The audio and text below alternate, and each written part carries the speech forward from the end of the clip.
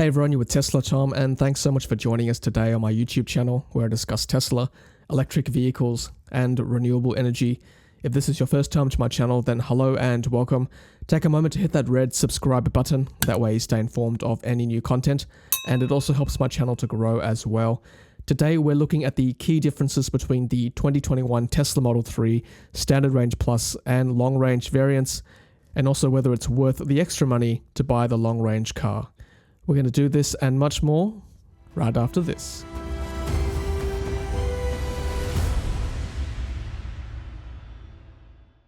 Welcome back guys, and before we start the video I just want to give a quick shout out to Jowua, who sent me this pre-2021 Tesla Model 3 USB hub for the center console of the car. This USB hub is very versatile and plugs straight into the two USB-A ports for your Tesla Model 3.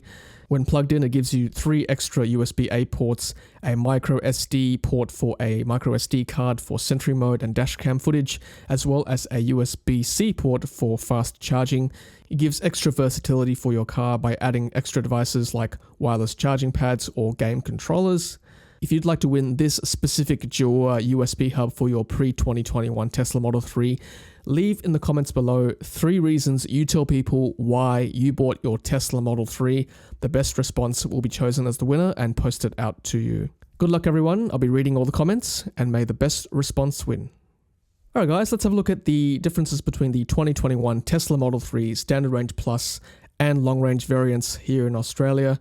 These are the prices current as of July 2021 here in Australia. The rear-wheel drive single motor Standard Range Plus is $59,900 MSRP, whereas the long range variant dual motor all-wheel drive is $73,400 here in Australia. The range is 448 kilometers WLTP for the Standard Range Plus, 580 kilometers WLTP for the long range. And now that Australia is now using WLTP for their Tesla website, you can be certain that these ranges are actually pretty close to real-world range. Top speed of Standard Range Plus is 225 kilometers an hour, whereas long range is 233. Don't know about you guys, but I'm pretty sure I'll never get that speed here in Sydney. And 0 to 100 kilometers an hour times between the two cars is 5.6 seconds for SR Plus and 4.4 seconds for long range. In terms of the body shape of the car, they're pretty much identical between the two variants. Let's have a look at the differences between the interior and exterior of the car. So the Standard Range Plus has upgraded audio, immersive sound, whereas the long range car has better audio, something called premium audio with 14 speakers, 1 subwoofer, 2 amps, and immersive sound as well. In terms of comfort, the Standard Range Plus has power adjustable heated front seats only, whereas the long range car has heated front and rear heated seats. Now the long range car has the heated steering wheel option, which of course would be quite useful in winter and in colder parts of Australia. It says here that the long range car also has interior floor mats, but my understanding is that floor mats are now included across the whole range of Tesla Model 3 as of July 2021. Now one extra thing that the long range car has is LED fog lamps, something the standard range car does not have. So in summary, the long range vehicle is $13,500 extra here in Australia. It has 132 kilometers extra range WLTP, and it's 1.2 seconds faster from 0 to 100 kilometers an hour. It's got better audio, it's got heated rear seats and steering wheel, and also has LED fog lamps. So they're the key differences in specifications. How does this translate to real-world driving? And for this test, I've used ABRP, or a Better Route Planner, quite a good website and app for planning your long-distance journeys in an electric vehicle like a Tesla Model 3. So let's take a look at the settings I've used for both cars. So for the SR Plus, I've used the Tesla Model 3 2021 Standard Range Plus LFP with the heat pump. That's what we get in Australia. These are the cars from Shanghai Gigafactory. The long range is the Tesla Model 3 2021 long range with 19-inch wheels. Departure state of charge for both cars will be 95%, and the reference consumption is 160 watt-hours per kilometer at 110 kilometers an hour for the Standard Range Plus, whereas it's 175 watt-hours per kilometer for the long-range vehicle.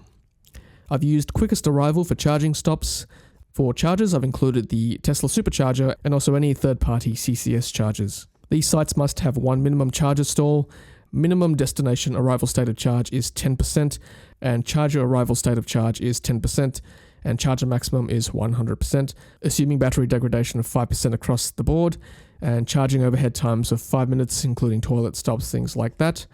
Reference speed of 100%, maximum speed allowed of 150 kilometers an hour. We've allowed for ideal driving conditions at 20 degrees Celsius and extra weight of 150 kilograms for additional persons and luggage, with the driver already accounted for. So for our test, I've used one of the more popular corridors in our country between Sydney and Melbourne along the Hume Highway. And as you'll see the results here, the Standard Range Plus will get you from Sydney to Melbourne in 10 hours and 8 minutes, whereas the long range car will get you from Sydney to Melbourne in 9 hours and 37 minutes. So breaking it down, the Standard Range car will take 8 hours and 59 minutes of actual driving, whereas the long range is 8 hours and 46 minutes of actual driving. And the Standard Range Plus car will need to charge 4 times, taking 1 hour and 9 minutes, whereas the long range car can get away with 3 charges, with a total of 51 minutes worth of charging. Let's go through the charging stops for both cars. So both cars leave Sydney at 95% charge. They both have to stop at Goulburn after 2 hours and 3 minutes at the Goulburn Tesla Supercharger, and the SR Plus will need to get from 24% to 67%, needing a top-up of 21 kilowatt hours, and that would take 15 minutes, whereas the long range needs to be topped up from 43% to 66%, 16.5 kilowatt hours worth of battery, taking 10 minutes of charging time.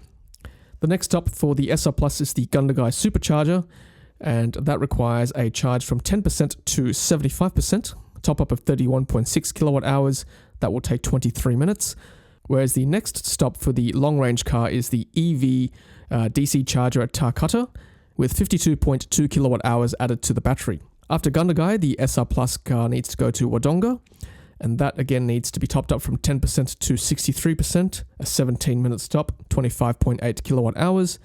After Tarcutta, the long-range car goes to Euroa ChargeFox DC charger, 10% to 51%, 12-minute stop, 29 kilowatt hours worth of battery.